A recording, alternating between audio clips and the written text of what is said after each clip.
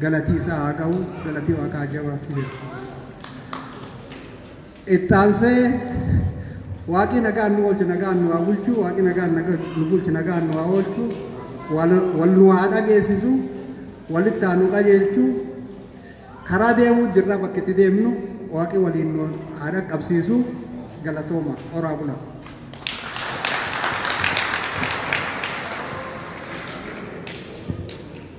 السلام عليكم ورحمة الله وبركاته. أكم نجان والتاني سنين جدا.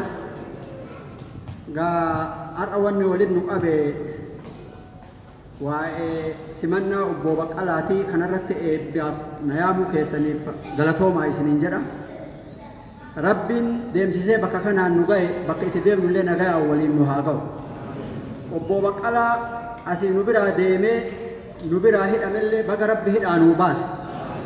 yoonaan eega wanni hidhaayedhan sun isarran bahin isaa miti fakkaataa isaarralleen bahin nama oo jedhee oromoon ka'u yoonaan eegi ka hidhame bahuu male hattummaan dhugaan deemtullee namni oromoon hidhamin waraabessi oromoo himateetiin hin deemullee argitanii dhimni irran gahin nama oromoo dhiisa gadaa hedduu cinqamne cinqaa kana keessaa rabbi nu baasee bakka kanaan nu gahe cinqii sanitti rabbi nun deebisin nullee nama cinqaa san argee bakkitee silaa deemuuf arge obbo Baqqalaan ganaa biyya bulchuuf deema cinqaa hidhaa keessaallee arge nama hidhu isan godhin ka hidhu baasu malee ammoo bakka warra hidhee san barcumaa sanirra rabbi isa haa kaa'u tureen qabu daddaffitti rabbiin isa achii baase sun abboo barcumaa sanirra si teessisee nama haqaan ummata oromootiif saba biraallee bulchu rabbi si haa godhu isinillee ummata isa simachuuf as dhufe kana gammachuu bareedaan akkuma fuulli keessan isin dhifu kanatti guyyaa biraa akka Dr. Abiyyi kanarratti Piraayim Ministeeraa miti bulchaa biyya sanii ta'ee akka akkatti isa simannu guyyaa biraa rabbi nu haa godhu irraa bu'ee galatoomaa isinii jedha obboleettii keenya dabalu. Akkam ooltan fayyaa ooltanii baga nagaan dhuftan baga nagaan dhufte obbo Baqqalaa Garbaa hawwii induu tajannee si eenne ijaan rabbi baga nu agarsiise rabbiin urgee du'aa sanii si fuudhee baga fuula kenna abootti si mudhise jedhaan baga rabbiin awwaala san keessaa si baase rabbiin ammallee nama oromoof dhaabatu ammallee bulchaa ka ta'u rabbi si haa godhu jedhaani waan baay'ee haasa'uuf garuu hedduuyyuu hin danda'u jechuun waa'ee kan kee hirriba hin qabu ture yeroo hidhamte sanitti nama ganama sa'aatii sadiitti ajjeesan boru ajjeesan jedhaa laalaa ture sanii rabbiin fulaa sanii baga si fuudhe baay'ee haasa'uu hin danda'u baga rabbiin kanaan si ga'e siin jedha.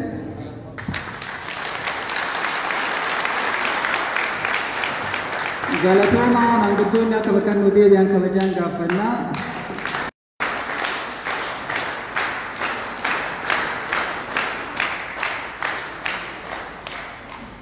Manguddoonni obbo Jaarsollee kan akkuma negaati abdiin qabaa jaarraa ka jedhedhaana. Sagantichatti aanee koree simannaa waa'ee har'aa qopheessanirraa isaan obbo Muhammad Bulloo dura ta'an koree simannaa yaada gabaabduu galata isiniif galchuu obbo Muhammad Bulloo gara naannootti dhiyaata. Akka nu galattaa.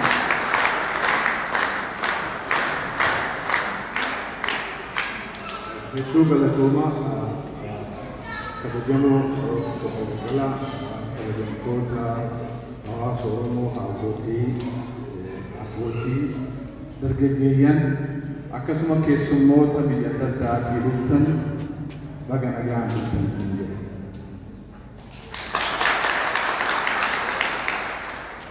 Guyyaan addaa kun seenaa Oromoo keessatti isa seenaa qabeessaati.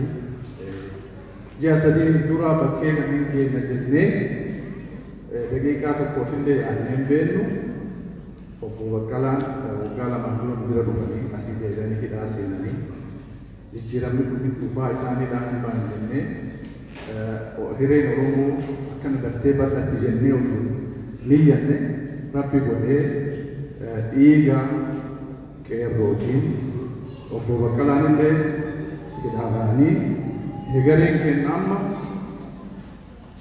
midhaagee waan jedheef jarraa kanaan baga gammaddan ni jedha.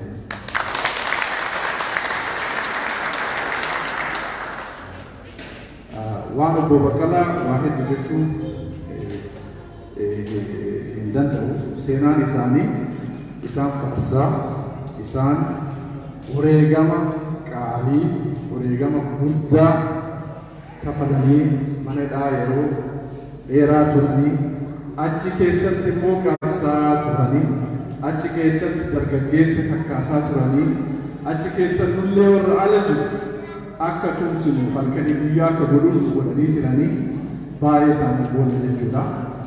Ammallee kaayoo qabatanii kaaniin kana akka fiixaan ba'anii akkuma booyaayyaan jedhan akkuma ati ayyaantullee jedhan barcumaa guddaa isaan qabatanii gaafa tokko muummicha ministeeraa Oromoo ta'anii akka nu hoogganan abdii guddaa qabaa. Baay'ee isaanii boona nuti hamlee keenya hamlee ilmaan Oromoo ka biyya keessatti dhiiga jissan motora ta'anii dalagaa turanii akka salkanii guyyaa dalaganii baay'ee isaanii boonna goota keenya udugoonni akka isaanii jiraachuu qabaatee qeerroon gadi ba'ee dhiiga ofiin jirsuu ture jechuudha.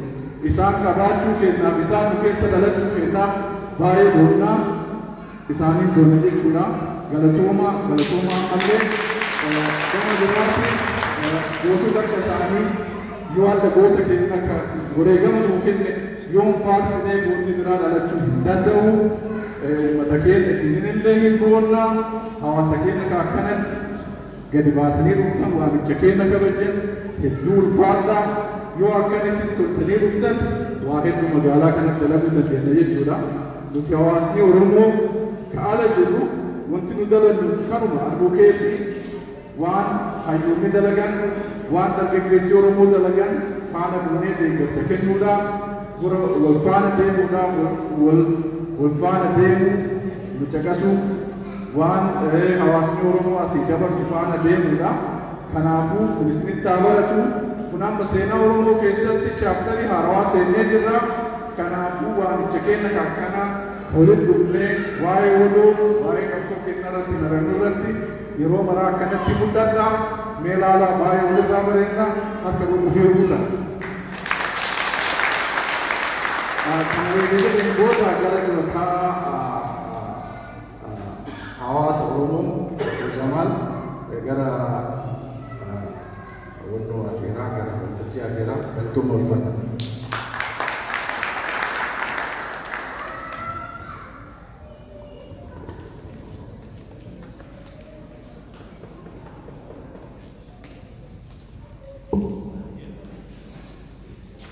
noofulcha sagantichi akka sagantaa lafa kaawwannetti kan itti aanu walaloo biiftuu butichootiin kan dhiyaatu ta'a. Walaloo irraa naasee akkuma sagantaa duraa duuba isiniif ibsu yaaletti obbo Jamaal Sa'iid dura ta'an koominitii Oromoo magaalaa Denver isaanis baga nuu dhuftanii isinii jechuun achirratti keessumaa kennaa obbo Baqqalaa Gabraan nuuf affeeran ta'a. Amma dubree biiftuu butichoo garaan akka nu dhiyaatu kabajaan gaafannaa harka ho'aan akka nuuf simatan isin gaafanna.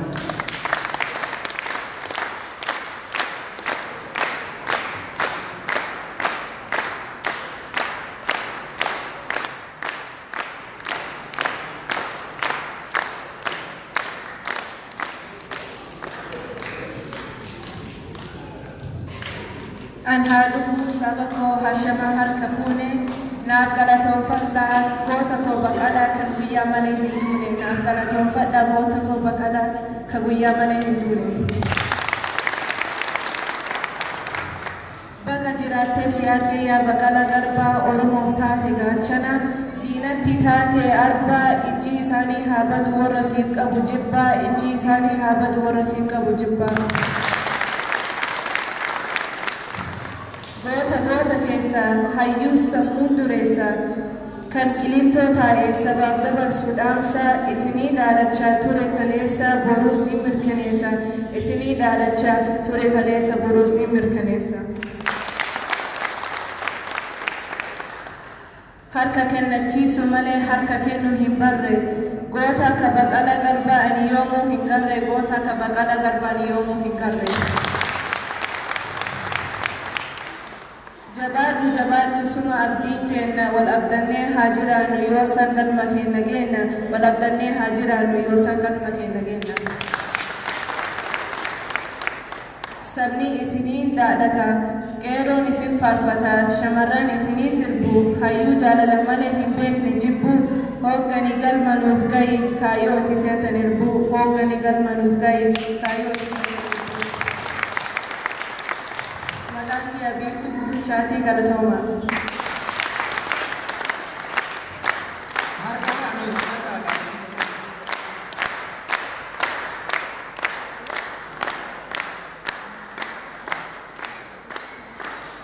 Galatoma egaa biiftuun fakkeenya hundoo ijoollee keenya qaroo qabuudha asii dhalatee asii guddattee afaan ofiitiin haga nagaadha.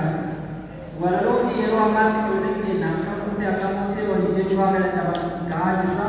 Fakkeenya kan taatee ijoollee keenya asirratti kakaasu afaan keenya akka barsiisnu ammallee galatoonni kennaa gaafa kadhattee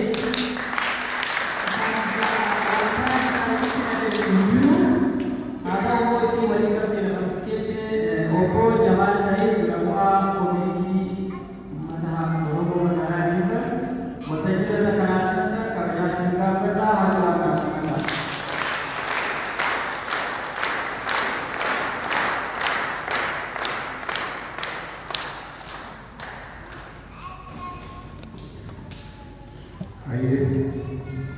Baga nagaan dhuftan duraan dursee wanni goota keenyaa wanni abbaan qabsoo nagaa abbaan qabsoo keessattuu bara sadii darbanii hooggana dhaalpaartii of koosoo taane obbo Baqqalaan akka numarra dhufeetti hooggana qabsoo Oromoo ta gulantaa olaanaa irra geeddeetti akka waame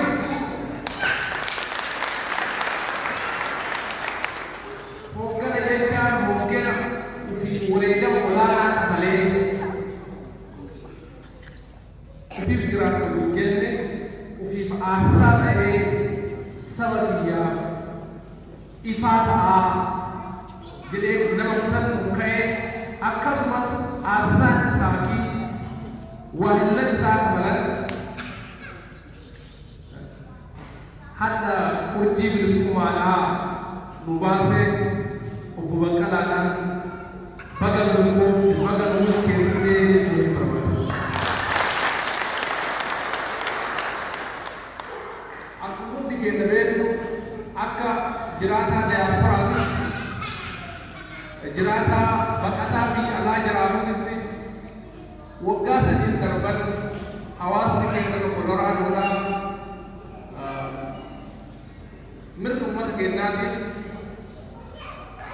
qabsaa keenya isaa kanaa fi waahillan isaa ka qaamaan hidhaman ka ammoo bakka jiranitti qabsoo finiinsuu turan takkaayyuu hoogganni isaan kennan takkaa hojjaan hin cinne isaan ufitti da'uuf wanni isin gootan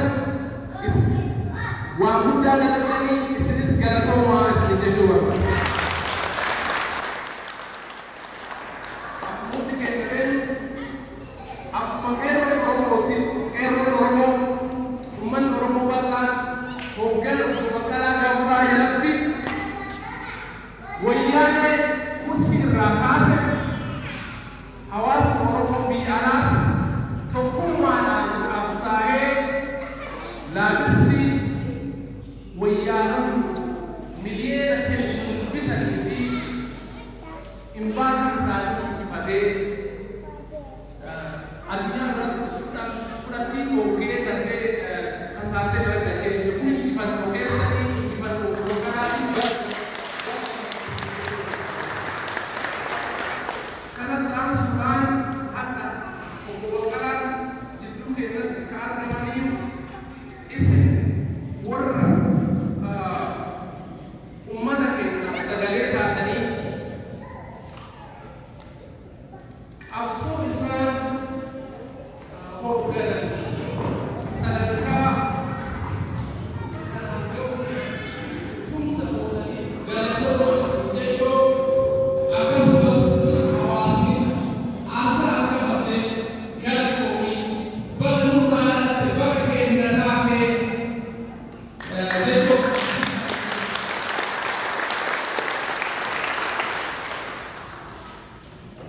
wanni obbo Baqqalaa fi hoogganaa isaa haa halkan guyyaa guyyoo argamuun asbaara dhaabuudhaan obbo Baqqalaa Garbaa abbaa qabsoo nagaa goota Oromoo goota dhugaa goota jaalalaa namni tokko faalaa karaa itti dhufee uummata ofiitiin nagaa akka jedhu ejaan argachuudhaa guyyaa guyyaa nagaa hojjetee gammadu.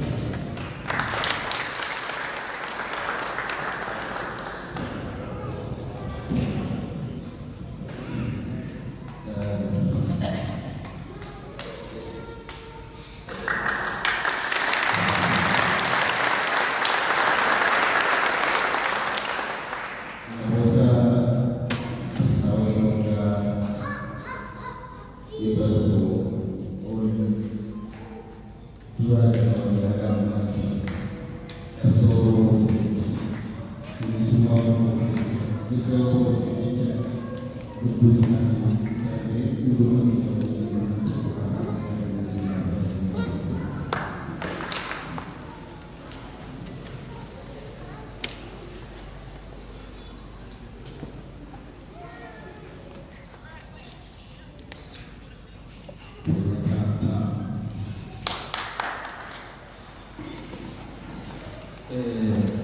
akkasuma amalaa jennee miti kan goota keenya kan nuti yaadannu maaliif guyyaa irra geenyee akka kanatti akka bilisummaadhaan waliin dubbannuuf kan nu taasisan mirga xiqqoo har'aa arganneef namoota kumaatamaan lakkaa'aman lubbuu isaanii wareeganii jiru.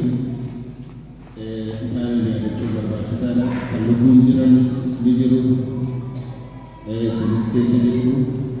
Kanaatiif yeroo hundumaa waaqayyo wayita godhan namoota qabsoo keenyaaf gumaachaa hunduma isaanii bara kanatti jalqabanii haga ammaatti kan jiran ammas kan gumaachaa jiran yaadachuun barbaachisaa sababa ta'eef.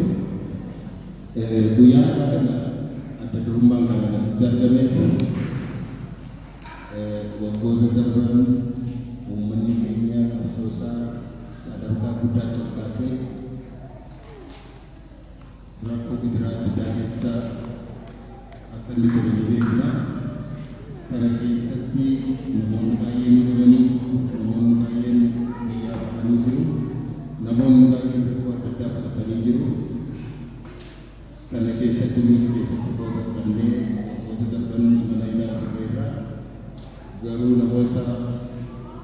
Ilmi immoo akkuma kan qabsoo keessatti qooda fudhachaa turaniiru namoota hidhaman kan gaafachaa turan maatii isaanii kan dubbisaa turan akka isaanii hiikamanii hiriira ba'aa kan turan kan barreessaa turan maallaqa walitti qabanii kan gargaaraa kan turan kan gaafachaa turan namoota hedduutu jiru. Isaan keessaa hawaasni Oromoo Denver maallaqa qabuunis beekumsa qabuunis humna qabuunis uummata keenya bira dhaabbachaa akka inni jiru ni beekna. Sababii kanaaf gidduu keessanitti argamee galata isiniin galchuudhaaf iddoo kanatti argamee fayyaa ta'aa galatoomaan isiniin.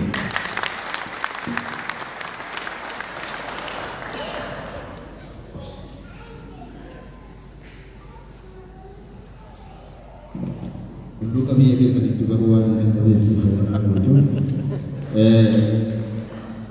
akkuma beekamu waggoota darban keessa keessumaa yoo waggaa sadii dura bakka kana dhufeetan ture. Waggaa sadii dura bakka kana wayitan dhufee fuula keenya dura rakkoo cimaan akka jiru hubachaa ture. Hafuura har'a itti walitti qabame miti kan nuti walitti qabame. Yeroo sana sodaa guddaatu dukkana guddaatu fuula keenya dura ture. Uummanni keenya nagaadhaan bahee galuu hin danda'u ture. Dargaggoonni keenya lama ta'anii sadii ta'anii wal faana deemuu hin danda'an ture. Barattoonni dargaggoonni mana barumsaa dhaqanii nagaadhaan baratanii deemuu hin danda'an ture. Qotee bulaan nagaadhaan bobba'ee qonnaa isaa gaggeeffatee mana isaatti deebi'uudhaaf shakkii keessa ture. Daldaltoonni keenya waan bitanis ta'e waan gurguran bilisummaadhaan gaggeeffachuudhaaf mirga hin qaban turan. Kanaatiif dukkana guddaatu fuula keenya ture. Baay'ee galuudhaaf sodaa keessa ture, rakkoo keessa ture. Garuu gaafa sanas bakka kanatti argamee waa tokko dubbadhee jiru. Qabsoo gaggeessinu kana hundumaa jijjiiruu akka dandeenyu bakka kanatti waliin dubbannee, waliin mari'annee murannoo keenyas, kutannoo keenyas waadaa walii galee deemu. Akkuma gaafa sana jenne haala sana jijjiiruu dandeenyaarraa kana keessatti hundumti keenya qooda qabnaa fayyaa ta'aa galatoomaan isin beeksifama. Kanaatiif har'a waggaa sadii dura haala turre keessa hin jiru. Har'a barattoota keenya nagaadhaan mana barnootaa dhaqanii galuu danda'an. Utuu namni tokko illee nu hordofin baanee galuu dandeenyeera. Nama sadii taanee dubbachuu dandeenyeera biyya keenya keessa. Lafti keenya isaan waliin nu buqqisuudhaaf karoorri bahee akka dhaabbatu taasifamee jira. Qubee keenya jijjiiruudhaaf yaalii godhamu akka dhaabbatu taasifamee jira. Qabsoo karaa hundumaati. Magaalaalee keenya magaalaa biroo wajjin walitti dabalanii eenyummaa keenya dhabamsiisuuf yaalii godhamu hundumaa jabinaan jala dhaabbannee jijjiiruu dandeenyu jira. Gaafa sana mana hidhaa Itoophiyaa keessatti argaman bakka hundumaa keessa dargaggoo Oromiyaa 100,000 lakkaa'amantu qeerroowwan Oromiyaa 100,000 lakkaa'amantu mana hidhaa keessa turan. Har'a mana hidhaa keessaa ba'uu danda'an. Kunis qabsoodhaan ta'e. Akkanumaan kan ta'e miti kadhaadhaanis kan dhufe miti eenyus akka gonfuu mataa keenya irra kan dhufu kaa'e miti qabsoo keenyaan dhuftee qabsoo keessanii dhufe fayyaa ta'aa galatoomaan isin jechuu barbaada. Kana keessatti amma sirna deebi'ee kan dubbachuu barbaadu namni tokko nama lama miti kan kana keessatti qooda qaba. Beektonni keenya dubbataniiru, barreessaniiru, falmaniiru. Artistoonni keenya karaa danda'an hundumaatiin waa'ee bilisummaa saba isaanii, waa'ee mirga saba isaanii sirbaniiru, barreessaniiru, waltajjii irratti akka ta'etti agarsiisaniiru. Saba isaaniitiif jecha karaa danda'an hundumaa falmii agarsiisaniiru. Abbootiin gadaa karaa isaanii waltajjii argatan hundumaatti fayyadamanii mootummaa irratti dhiibbaa irraa gahuu danda'aniiru. Abbootiin amantiis Kita amantii isaaniitiin nama dhiibuun sirrii akka hin taane mirga sabaa sarbuun sirrii akka hin taane mootummootatti himuudhaan isaanis hiree isaanii keessaa bahanii. Keessumaa immoo dargaggoon Oromiyaa, qeerroon Oromiyaa otoo booddeetti hin deebiin sodaa irratti ka'ee sodaa isaa injifatee mootummaa mootummaa meeshaa hamma funyaan isaatti hidhate dura harka isaa duwwaa dhaabbatee jilbeeffachiisuu danda'ee jira. Har'a toora isaa jiru. Har'a ija kaleessa ittiin ilaalamaa jiru. Kaleessa mana keenya keessatti illee bakka deemnutti illee sirba afaan Oromoo sirbisiisuun illee faarfannaa afaan Oromoo faarfachiisuun illee itti sodaachaa, itti dhaabbachaa, itti birrachaa turre. Har'a kun hundumtuu irraa darbuu dandeenya. Har'a biyya keenya keessatti mataa keenya wal qabannee ulfinaan socho'uu dandeenya jira. Kun hundumtuu qabsoodhaan ta'e. Haa ta'u iyyuu malee har'as rakkoon hin jiru jechuudha. Har'as rakkoon ni jira. Uummata keenya irratti lolli gaggeeffamaa jiru malee dhaabbata. Baalee keessa har'as lolli jira. Gujii keessa har'as lolli gaggeeffamaa jira. Harargee lamaan keessa har'as lolli ni jira. Uummanni keenya kumaatamaan har'allee buqqa'aa jira. Haa ta'u iyyuu malee roorroo kaleessa nurra turee fi har'a dhiibbaan nurra jiru gosi isaa adda adda. Gosi isaa adda adda. Har'a namoota ofii filannee bulchuudhaaf namoota ofii filannee buluudhaaf tattaaffii gochaa jira. Gara fuulduraattis itti deemaa jira. Haa ta'uuti akkuma dubbanne qeerroonis yookaanis uummanni kaleessa qabsoo keessatti qooda fudhate hundumtuu abbaan isaatii ta'eera bu'aan qabsoo kanaa argateera jechuudhaan hin dandeenya. Fakkeenyaaf kaleessa kan lubbuu isaa dabarsee kan kennaa kan ture, hidhamaa kan ture, reebamaa kan ture, biyya isaa keessatti hiraarfamaa kan ture akka qeerroo Oromooti. Haa ta'u iyyuu malee har'a maal irraa argatee jira isa jedhu yoo gaafanne har'allee deebii gahaa argachuu hin dandeenye.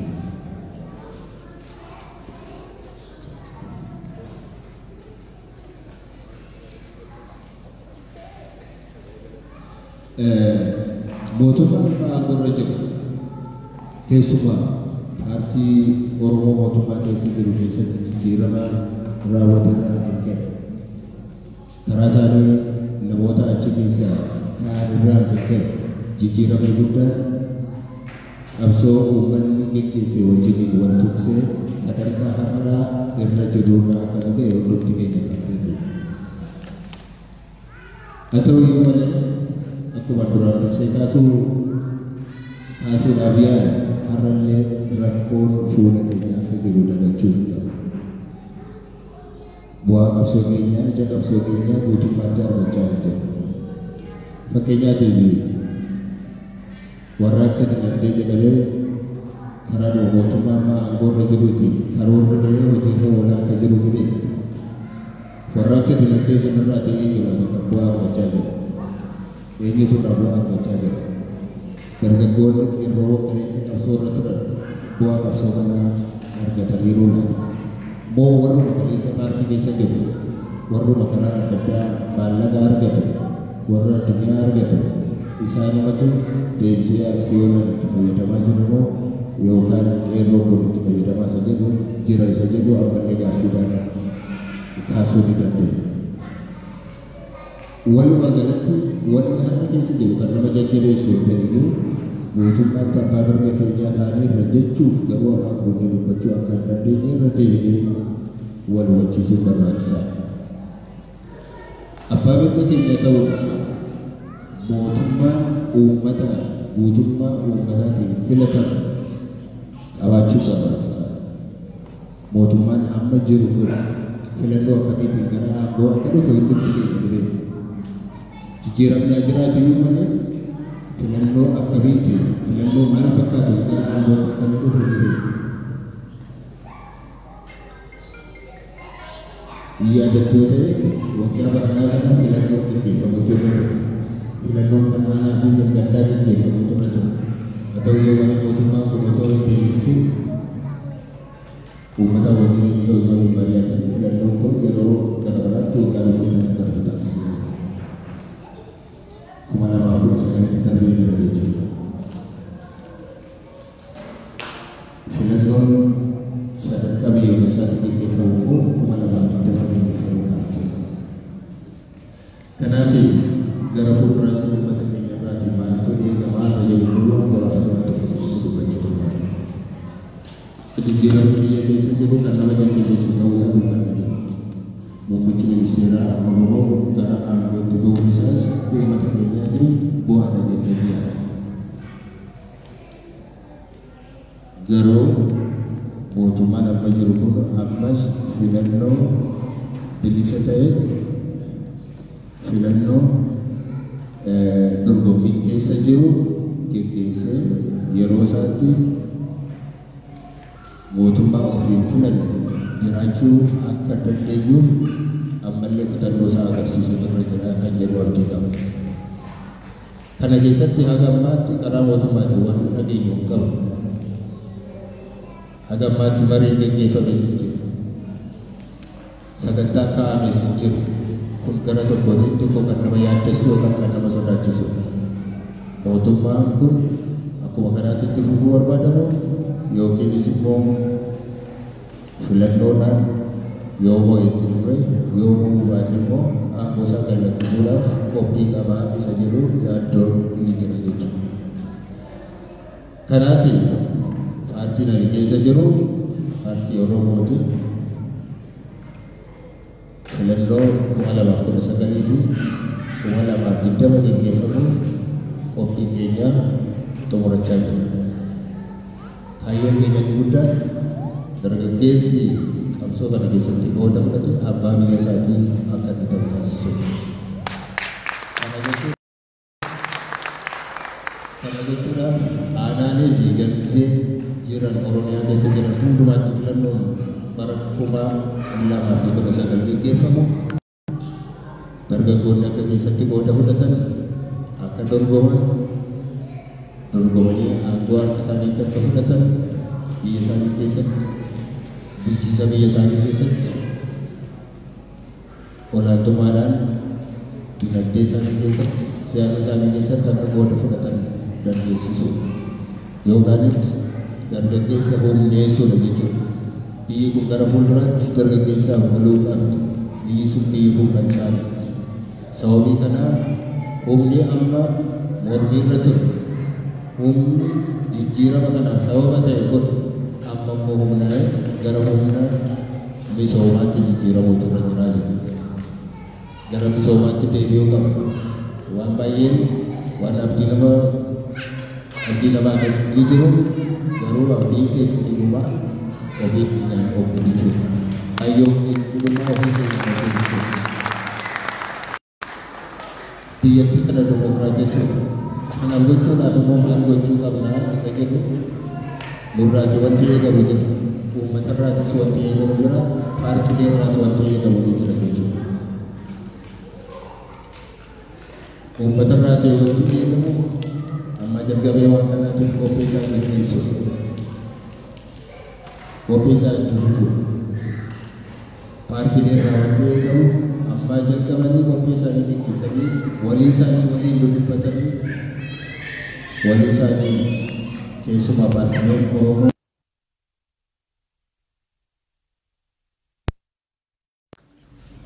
mala qabsoo isaaniitiinis kaayyoo qabaniinis wanti kan isaan jiru sababii ta'e yeroo ammaa kana waliin haasa'anii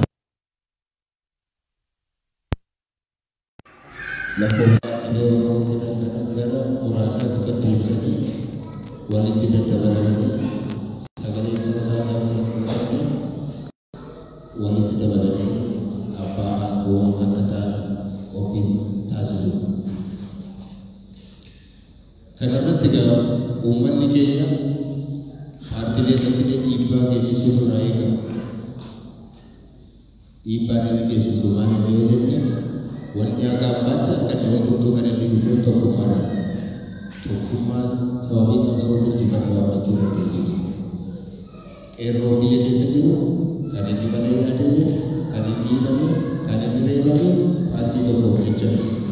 Amantaa tokkoof jechas miti. Ganda tokkoof jechas miti. Lafatti dhalate jechas miti. Guutummaa Oromiyaa guutummaa saba Oromootiif jecha dhalate Oromoo qaba.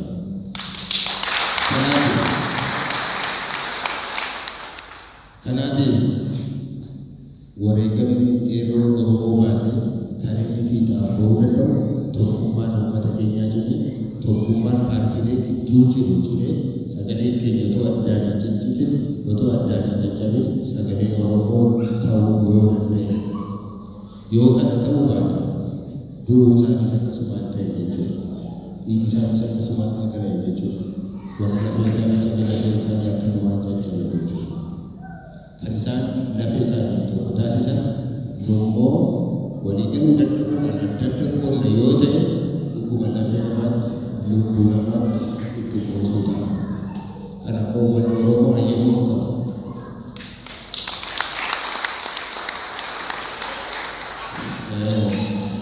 Utoo ka'anii nuti ummatu ta'ee warri du'an sun waa baay'ee nuti ummatu ture. Waa baay'ee nuti ummatu ture. Addaan qoqqoodamuu keessa utuu hin beekne ani isiniif jecha hedduu itti ummatu. Addaan qoqqoodamuu keessa ganda gandaan yookaan amantaan yookaan siyaasaan uummata keessa galeessa galuutu iftanii kan wal qooddan ta'uu isaa otoo hin beekne gatii kana hin baasu turee jedhamee dubbatu ture. Dhuguma lafee ilmaa keenyaatu jecha lubbuu isaan tokkicha qaban wareegamuuf jecha tokkummaa keenya eeguu barbaachisa. Namni kana godhu yoo jiraate dhuguma nama wareegama dhala namaatiif gatii hin kennu. Wanti nuyi keessa har'a jirru kun akkuma sina dubbadhe akkasuma akka dhufametti namoota baay'eetu itti wareegama. Kan wareegamaniifis immoo tokkummaa Oromootiif jecha, mirga Oromootiif jecha, mirga namoota muraasaaf jecha, mirga ganda muraasaaf jecha. Kanaatiif inni guddaan paartiilee Oromoo gidduus, uummata Oromoo gidduus tokkummaa jiraachuu isaa baay'ee murteessaadha. Tokkummaadhaan kan hin dhaabbannu yoo taane, wal faana hin dhaabbannu yoo taane, wal faana dhufuu keenya beekama. Kun eenyu jalaa hubachuu beekama. Yoo wal faana kan hin dhaabbannu yoo taane, wal faana dhufuudhaan qophaa jiran tokko lama jechuudha. Isa kaleessaa caalaa muuxannoo kaleessaa argame olitti akka malee akka lammata ta'uu hin dandeenye ta'uu keenya kan dhabu. Kanaatiif kan kana jedhan hubachuu kan danda'u kan baraaruu danda'u tokkummaa keenya keessattuu duuba. Uummanni immoo paartiilee siyaasaa irratti illee dhiibbaa gochuu danda'u ture jira. Kana baruu ture jira. Warroota nama qoqqoodan bifa kamiin iyyuu taane warroota bifa kamiin iyyuu taane nama qoodan Oromoo ta'an qoodan gurra qowwachuuti jedhamee deeggarsa qowwachuudha. Uummanni kana barsiisuu. Uummanni godhadhu jedhee jennaan nama itti dubbatan hin qabaatan jechuudha. Uummanni jedhamu dhabee jennaan isaa beektu. Kanaatiif warri barreessanis waan uummata addaan qoodu barreessuudhaan of qusatu. Asisa ta'u biyya biraas haa ta'u biyya keessas haa ta'u namni waan barreessu hundumaatiif itti gaafatamuu waan dubbatu hundumaatiif waan hojjetu hundumaatiif itti gaafatamummaan itti dhaga'amuu. Kun uummata kana hin fayyadamu hin fayyadu. Kun uummata kana tokko taasisamu addaan qoodu. Kan uummata kana humna isaa jabeessamu hin laaffisu. Kan uummata kana gara gabrummaatti deemsisamu gara bilisummaatti isa tarkaanfachiisa jennee yaaduu dandeenya. Waan dhuunfaa keenya irra dabalatee jennuu qabna. Waan dhuunfaadhaan argannu yoo gamtaa qabaannu ishee yoo fudhannu fudhatamuu isaa beekamaa ta'uu isaa beekuu dandeenya. Gamtaa hin qabne kana dhuunfaan wayii tokko illee qabaachuu dandeenya. Maallaqa soota, aangoo soota, maalii soota dhuunfaan irraa qabaachuu dandeenya. Gamtaa keenya cimsachuu barbaachisaa jechuudha.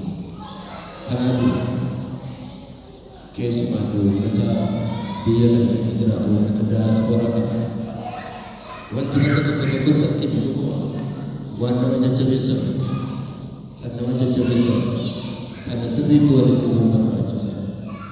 Wanti dhageessu wanti agarru tokko tokko kan nama jajjabeessu kana waan wal qoodu wayita hojjetu tokko tokko keenyatti kufaatii keenyaa akka jiru kana beekuu gurraacha kanaatiif namoota biyya keessa jiranis biyya alaa jiraatanis wanti guddaan akeekkachiisa guddaa gorsa duwwaan wayitanii fi gurra jiraatu nu gargaaraa jennee kan nuti jiraannu kan nuyi dubbachuu barbaannu waan uummata kana addaan qooduudhaan of eeggannaa harka keessaa godhamaa jiru gargaarsa kana qabnaa jiru.